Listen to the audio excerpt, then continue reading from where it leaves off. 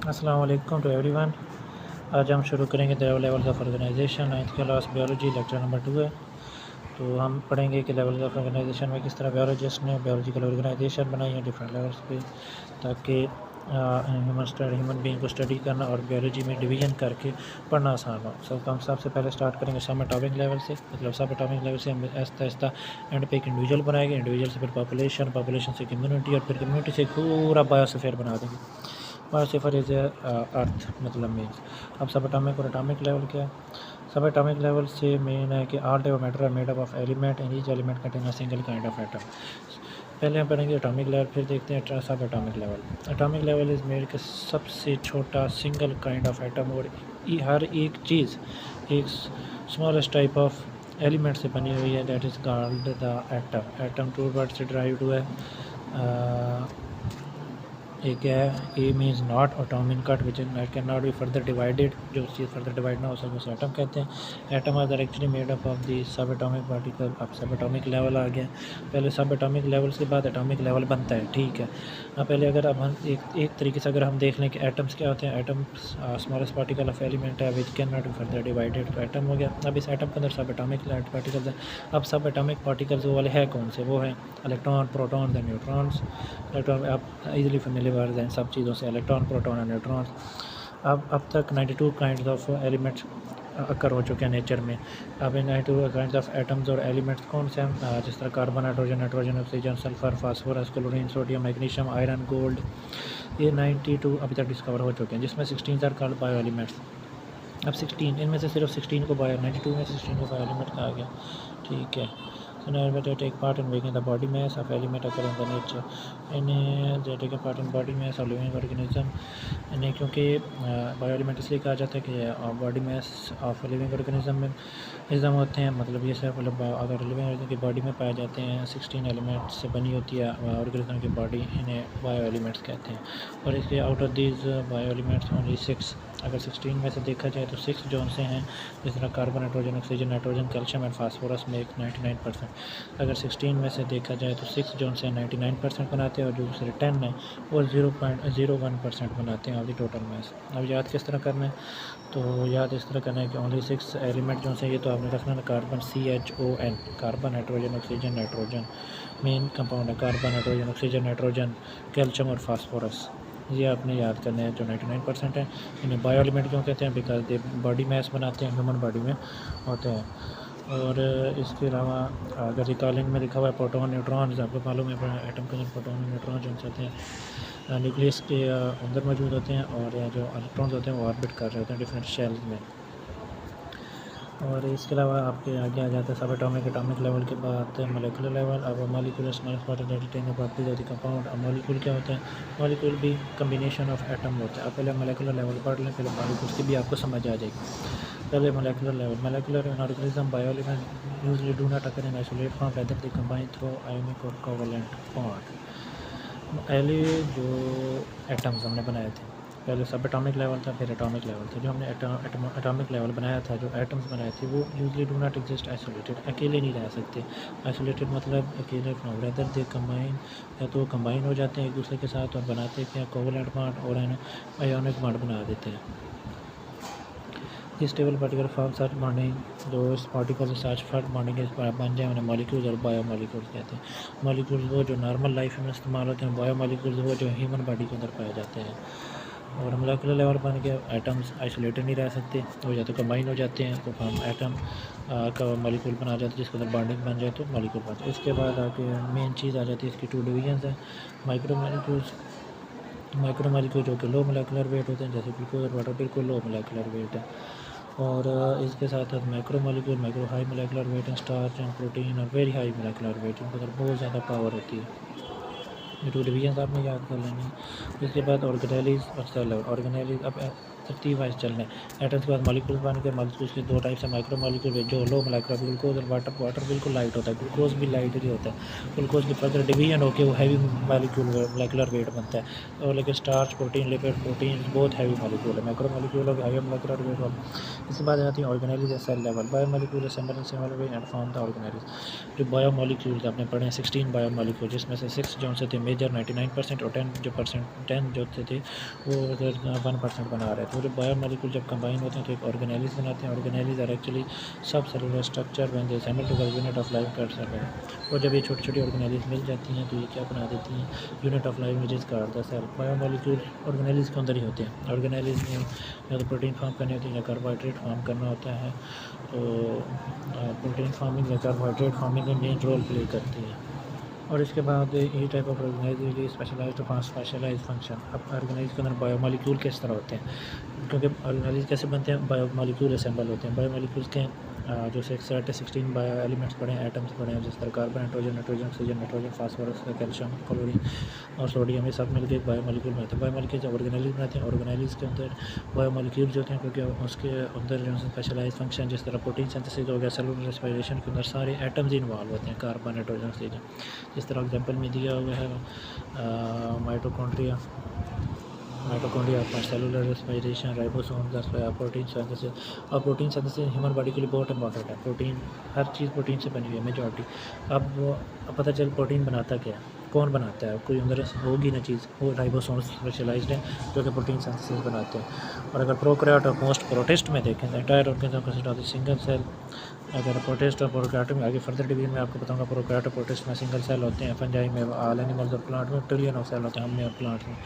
वह tissue level है। अगर मल्टी सेलुलर ऑर्गेनिज्म आ गया, अब एक से ज़्यादा सेल हो गए। Similar cell organisation, similar cells तमाम सेल जो एक सिमिलर फंक्शन, मेन आपने बात यहाँ पे लिखनी है, सिमिलर फंक्शन परफॉर्म कर रहे हो तो ऑर्गेनाइज्ड ग्रुप्स में टिश्यू पाया जाता है। अब इसकी मेन डेफिनेशन ये है कि similar cell supply to perform the special function और common function and known as life processes for cellular respiration, photosynthesis। Cell similar function perform करें, एक जैसे फंक्शन फॉर स्पेशलाइज सेल और उसका common function is called the tissue level. Definition याद करनी है, majority इतना ज़्यादा कुछ नहीं लिखना। और साथ एग्जांपल दे दें, जैसे nerve tissue, muscular tissue, epidermal tissue, ground tissue. और इसमें nerve tissue, muscular tissue main example है, क्योंकि नर्वस टिश्यू में सारे सेल जो नर्व इंपल्स कंडक्ट कर रहे थे, मस्कुलर टिश्यू में सारे मसल मूवमेंट करवा रहे होते हैं। Organ and organ system level में हायर मल्टी सेलुलर देखा जाए, हायर मल्टी सेलुलर ऑर्गन, पहले मल्टी सेलुलर ऑर्गन थी, अब हायर मल्टी सेलुलर। अब क्या होगा, tissue combined to related function are organised together and make a unit card. अब इसमें मेन चीज़ आ जाती है कि टिश्यू रिलेटेड फंक्शन, जो सारे एक जैसे function organise together to make a unit. उसमें सेल था और इसमें टिश्यू, मोर देन वन, और उसमें more than one tissue perform कर, more than one cell having related function, और इसमें more than one tissue having related function. तो क्या बन जाते हैं, organ and different tissue and organ perform their specific function. और एक स्पेसिफिक फंक्शन, दोनों में ये बात लाजमी लिखने, एक स्पेसिफिक फंक्शन है, कॉमन फंक्शन है, रिलेटेड फंक्शन है। इनके ऊपर जिस तरह स्टमक है, स्टमक एक ऑर्गन बन चुका है, स्टमक के अंदर हर चीज़ डाइजेशन कर रही है, प्रोटीन्स की भी डाइजेशन हो रही है, स्टोरिंग फूड की भी डाइजेशन है। जिस तरह एपिथेलियल टिश्यू भी है। अब मेन आपने एग्जांपल देनी है स्टमक की, तो स्टमक के अंदर सिर्फ दो चीज़ लिख रही है, it as epithelial tissue secrete gastric juice for digestion of the protein, तो भी ठीक है। और इसके बाद मस्कुलर टिश्यू परफॉर्म कंट्रैक्शन, पहले उसने स्टमक की एग्जांपल दी है, इसके बाद मस्कुलर टिश्यू की एग्जांपल दी। मस्कुलर टिश्यू में ये कॉन्ट्रैक्शन और स्टमक हुआ ग्राइंडिंग, ताकि मसल ऐसे ये नहीं कि स्टमक जो है एक जगह पे स्पेसिफिक है, वो ऐसे ग्राइंडिंग करता है, अप डाउन कंट्रैक्शन रिट्रैक्शन करता है, ताकि मूवमेंट ऑफ फूड और मिक्स अच्छी तरह हो। वो is collectively become the function of stomach as such, ताकि function of stomach easily perform हो। The next level of organisation is multiply organ system level. इसके बाद आ जाते हैं आपका organ system level. Organ system level में different organ perform related function. इसमें एक बात याद रखनी है, फंक्शन सेम कर रहे हैं लेकिन डिफरेंट ऑर्गन है, मुख्तलिफ ऑर्गन है, from that function to form and organ system बन जाते हैं। Organ system each organ carrier specific function, हर ऑर्गन अपना फंक्शन करते हैं। ऑर्गन्स डिफरेंट ऑर्गन्स, मेन मैंने आपको पहले बताया कि डिफरेंट ऑर्गन्स हैं, डिफरेंट ऑर्गन्स अपना स्पेसिफिक फंक्शन कर रहे हैं। स्पेसिफिक फंक्शन हर अपना फंक्शन कर रहा है, लेकिन all function appear as a function of full system.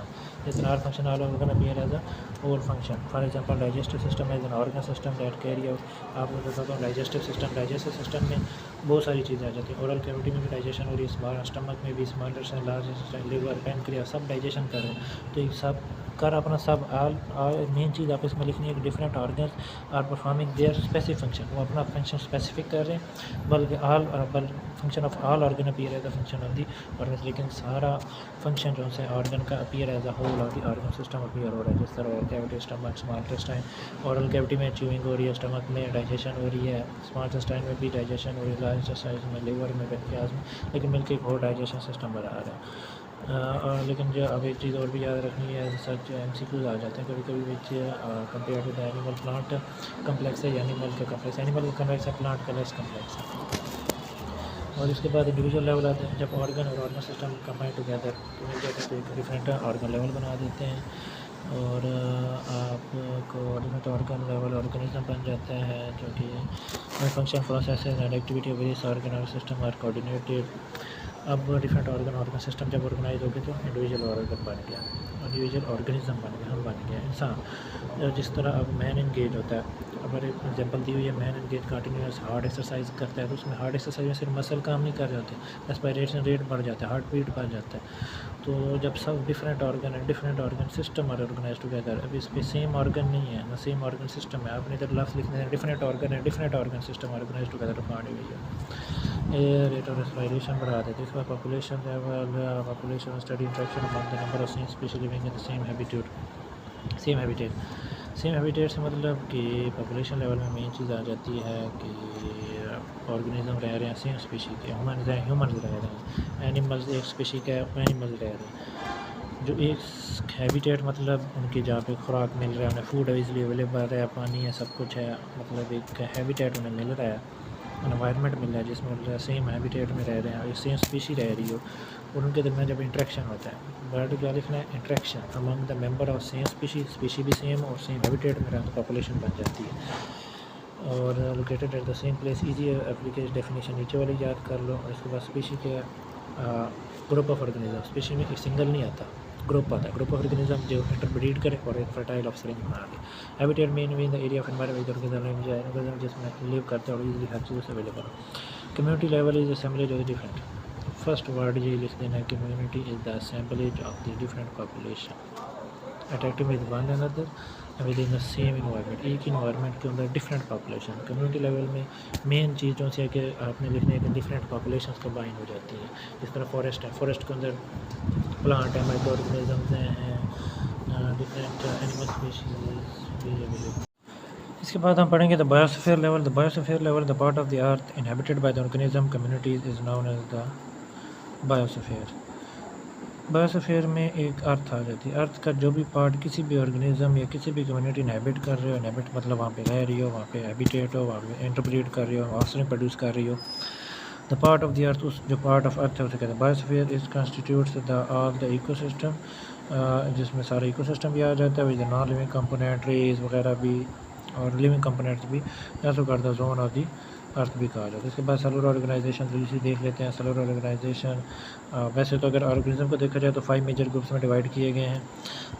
The first 5 major groups are prokaryotes, prokaryote, fungi and animals, prokaryote, protista, fungi, plants and animals. Prokaryote, protista, fungi, plants and animals. All organisms are made up of cells. There are two basic types of cells. The organisms first groups are made up of prokaryotic cells, while all other groups are eukaryotic cells. अब इसमें paragraph में एक ही यही बात है कि सब organism को 5 मेजर ग्रुप्स में डिवाइड किया गया है, जिसमें एक प्रोकैरियोट्स हैं, प्रोटिस्टा है, फंजाई, प्लांट्स एंड एनिमल्स है। और इसमें सिर्फ प्रोकैरियोटिक सेल हैं, प्रोकैरियोटिक सेल से सिंगल सेल होते हैं, यूनिसेलुलर सेल, लेकिन protista, fungi, plants, animal cell eukaryotic cell होते हैं। सेल की 2 टाइप्स हैं, प्रोकैरियोटिक सेल, यूकैरियोटिक सेल। इसके बाद cell are organized into 3 ways to make the bodies of the organism. Cells आगे फर्दर डिवीजन है, यूनिसेलुलर, मल्टीसेलुलर और कॉलोनियल। यूनिसेलुलर में एक सेल कॉलोनी बनाते हैं, लेकिन अपना सारा फंक्शन अलग अलग अपने अपना फंक्शंस कर रहे थे। मल्टी सेलुलर ऑर्गेनाइजेशन में different cell performing different function, और इसी बेसिस पे ऑर्गेनिजम्स हैं। यूनिसेलुलर को यूनिसेलुलर ऑर्गेनिज्म, कॉलोनियल सेल्स को कॉलोनियल ऑर्गेनिज्म, जिनके अंदर मल्टी सेलुलर ऑर्गेनाइजेशन उन्हें कहते हैं मल्टी सेलुलर ऑर्गेनाइजेशन।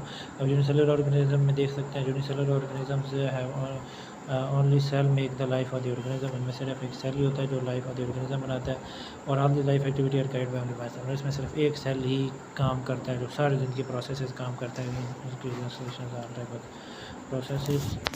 और इसके बाद आ जाते हैं यूनिसेलुलर के बाद कॉलोनियल। कॉलोनियल में आपको मैं दिखाता हूँ कॉलोनियल टाइप में cellular main unicellular organism live together. इसमें काफ़ी सारे यूनिसेलुलर जो से ऑर्गेनिज्म जो से इकट्ठे रहते हैं, but do not division of labour of that. Main चीज़ इसमें ये है कि उनकी लेबर डिवीजन नहीं होती, सब एक काम परफॉर्म कर रहे होते हैं। लेकिन colonial live is on life, सारी अपनी फूड सब कुछ अपना खुराक वगैरह बनाना, इंक्रीजन एक्सट्रेक्शन सब खुद कर रहे होते हैं। लेकिन परफॉर्म अपना अपना कर रहे होते हैं और एक कोलेटरल फंक्शन बना देते हैं मिक्स, और यूनिट लिव टुगेदर इकट्ठे रहते हैं, but do not have division और लेबर में डिवीजन नहीं होती, सब अपना काम खुद ही कर रहे होते हैं। लेकिन colony live its own life, और अपनी ज़िंदगी खुद ही रहता है, it does not depend on the others है, और अपने अदर्स पे डिपेंड नहीं करता। For the water requirement volvox is a green alga, जिस तरह volvox is green alga water के अंदर, इसके अंदर कॉलोनियल ऑर्गेनाइजेशन होती है। इसके बाद देखा जाए तो multi cellular organisms, multi cellular organism में cellular organism cell organise form of tissue, जिसके अंदर सेल या तो टिश्यू में होगा, ऑर्गन्स एंड ऑर्गन सिस्टम में होगा, फुल मतलब एक ऑर्गेनिज्म बना हुआ होगा। और इसमें आप देख सकते हैं क्या आ जाते हैं फ्रॉग्स, मस्टर्ड, जिनके अंदर फुली कंपैटिबल ऑर्गेनाइजेशन पाई जाती है। इसके बाद में जिस तरह फ्रॉग या मस्टर्ड है, अब मस्टर्ड की थोड़ी सी डेफिनेशन पढ़ लेते हैं। मस्टर्ड जो सा है, मस्टर्ड एक प्लांट है which is sown in the winter, जो कि विंटर में सोन होता है, और produce seed at the end of the winter. और इसके इसका जो प्लांट बॉडी होती है वेजिटेबल के लिए इस्तेमाल हो जाती है, और सीड जो है ऑयल के लिए इस्तेमाल हो जाता है। तो इस तरह से 2 ग्रुप्स में डिवाइड कर दिया गया on the basis of their function. 2 groups कौन से बेसिस ऑफ फंक्शन डिवाइड कर दिए गए? रूट, जड़ें, स्टेम, तना, ब्रांचेज, और जो पत्ते हैं वेजिटेटिव ऑर्गन्स हो गए। We do not take part in sexual, जो सेक्शुअल रिप्रोडक्शन में टेक पार्ट नहीं करते, जो मतलब आगे बीड्स वगैरह नहीं बनाने और ऑफस्प्रिंग प्रोडक्शन में नहीं प्ले रोल करते। रूट, स्टेम, ब्रांचेज, लीव्स वगैरह वेजिटेटिव ऑर्गन्स हैं। और इसके बाद जो फ्लावर है वो रिप्रोडक्टिव ऑर्गन होता है। 2 ग्रुप्स कौन सा है? रिप्रोडक्टिव ऑर्गन और वेजिटेटिव ऑर्गन। रिप्रोडक्टिव ऑर्गन वो जो से हो गया फ्लावर, और वेजिटेटिव ऑर्गन में रूट, स्टेम, लीव्स आ गए। इसके बाद आखिरी फ्रॉग एज अ शॉर्ट इनके साइंटिफिक नेम एमसीक्यू के तौर पर आते हैं, और वो सराना टिग्रीना show the multicellular organization होती है। फ्रॉग की सिंपल ह्यूमन बॉडी की तरह ही होती है, इसमें सारे ऑर्गन सिस्टम और each organ system consist of the related organ, और उस सारे ऑर्गन में जिस तरह epithelial, glandular, muscular, nervous system, organ system, practical activity सब कुछ टेकन प्लेस होती है। और इसके बाद ये प्रैक्टिकल है, ये प्रैक्टिकल आप फर्स्ट ईयर और सेकंड ईयर में परफॉर्म किया जाएगा। सेकंड ईयर में आप परफॉर्म करेंगे, और इसके बाद बाकी सब कुछ नेक्स्ट वीडियो में देखेंगे। अल्लाह हाफ़िज़।